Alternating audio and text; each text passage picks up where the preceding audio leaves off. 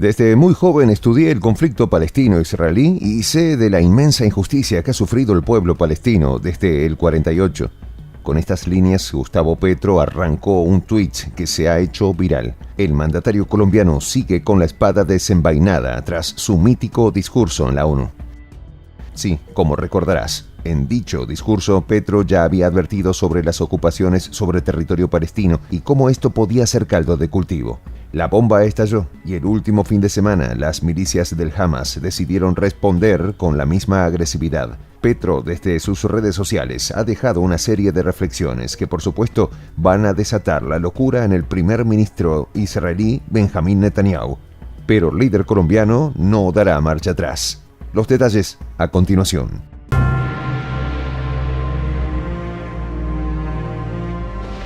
Voz de la Patria Grande. Twitter, X, se ha vuelto una plataforma de debate, lejos de la superficialidad que proponen otros personajes mediáticos. En el plano político se ha convertido en un muro de reflexiones. Lo ha hecho Gustavo Petro hace no mucho, pues como era de esperarse, se pronunció sobre el conflicto entre Israel y Palestina y las horas de fuego que se han vivido en Tel Aviv, así como en Gaza. He estudiado el conflicto palestino-israelí desde joven. Sé también de la inmensa injusticia que sufrió el pueblo judío por los extremistas de Europa desde 1933. Si hubiera vivido en la Alemania de aquella época, hubiera luchado del lado de ellos, comenzó diciendo Gustavo Petro en su tuit. Si hubiera vivido en la Palestina de 1948, también hubiera luchado del lado palestino. Ahora son los nazis los que quieren la destrucción del pueblo, de la libertad y de la cultura palestina, señaló el mandatario colombiano. Ahora los demócratas y progresistas queremos que se imponga la paz y que sean libres los pueblos israelíes y palestinos, agregó Gustavo Petro. Este mensaje ha sido tomado con pinzas por la comunidad internacional. Hay quienes cuestionan a Petro y aseguran que ha justificado los ataques de Hamas al pueblo de Israel. Petro no ha condenado los actos extremistas y ha señalado a los israelíes, han dicho medios españoles de ultraderecha como el diario AS, con profunda indignación. De hecho, no perdonaron otro mensaje de Gustavo Petro que dejó en sus redes sociales. La única manera para que los niños palestinos duerman en paz es que los niños israelíes duerman en paz, y viceversa. Eso no lo logrará jamás la guerra, solo lo logra un acuerdo de paz que respete la legalidad internacional, remarcó Petro. El derecho de los pueblos, de ambos pueblos, es que deben existir y ser libres, remató el mandatario, quien marcó una clara distancia con otros líderes del mundo como Joe Biden, quien apenas se limitó a asegurar el respaldo económico para las acciones militares del ejército israelí. Petro, por su parte, ha asegurado que está dispuesto a colaborar para que no exista más rehenes en los territorios de Palestina e Israel. Es más, Petro compartió un tuit de la asesora en Cancillería, Elena Uran, que también ha condenado que la guerra siga siendo la respuesta a las diferencias entre ambos pueblos.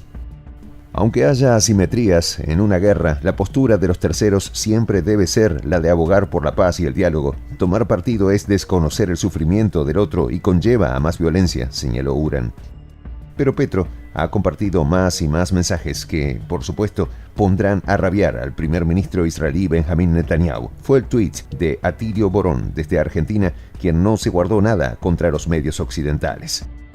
Una reflexión sobre la guerra en curso entre Israel y Hamas. Hay un notable sesgo de la cloaca mediática de Occidente. Cuando el ejército de ellos dispara misiles que arrasa con civiles en Gaza o Cisjordania, son actos de autodefensa. Si lo hacen los palestinos, es subversión, comentó Borón.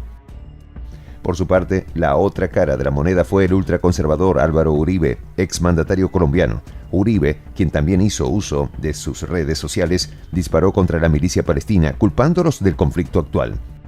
¡Qué irresponsabilidad del delirio de Hamas! Ataca al pueblo de Israel y le crea graves riesgos a la propia comunidad de Palestina. Se requiere de un deslinde entre Hamas y el pueblo palestino, comentó el otrora líder de Colombia. Un usuario de nombre Andrés Álvarez respondió al comentario de Uribe de la siguiente manera: ¿que acaso Palestina no tiene derechos? Vivir en paz es un derecho de ambos pueblos. La paz inicia con el cese de ocupación de Palestina por Israel, señaló. Don Álvaro, usted no tiene autoridad moral para hablar, usted tiene alma de mercenario, le comentó otro usuario de nombre Humberto Pérez Ángel. Todo maléfico defiende a los colonos, pero eso le encanta al Matarife, comentó otro usuario de nombre Rogers. Sin lugar a dudas, a Álvaro Uribe le fue terrible en su posición respecto al conflicto entre Israel y Palestina. Pero volviendo al tema de Gustavo Petro y a su intervención sobre las últimas horas en Gaza e Israel, el líder colombiano ha dado un golpe muy fuerte a Netanyahu al compartir en sus redes una editorial que va con todo contra el primer ministro israelí.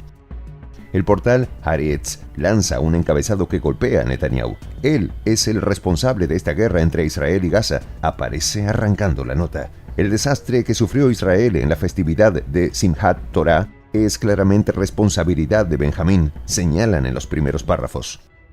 El primer ministro se enorgullece de su vasta experiencia política y de su insustituible sabiduría en materia de seguridad, pero es raro que no haya identificado en absoluto los peligros a los que conducía conscientemente a Israel, agregaron.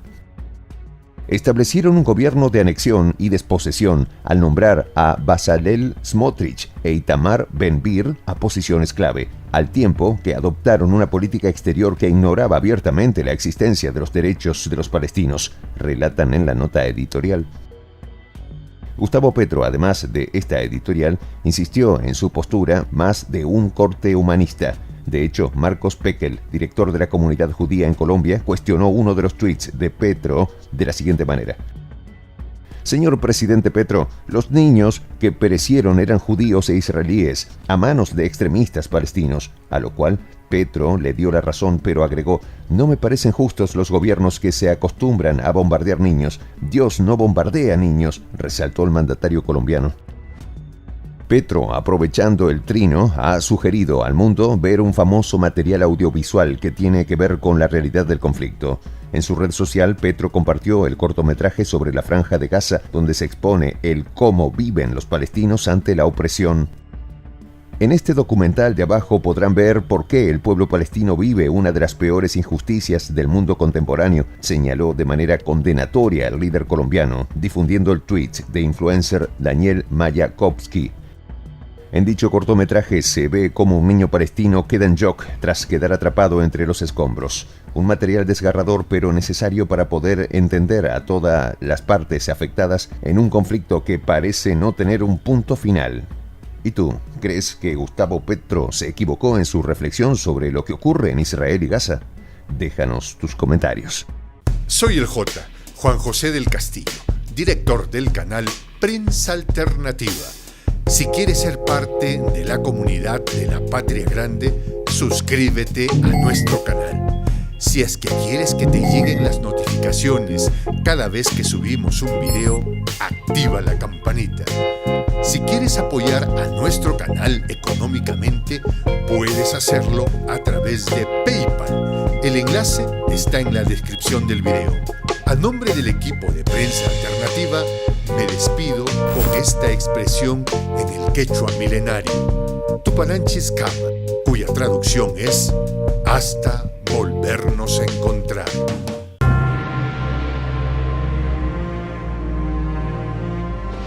Voz de la Patria Grande.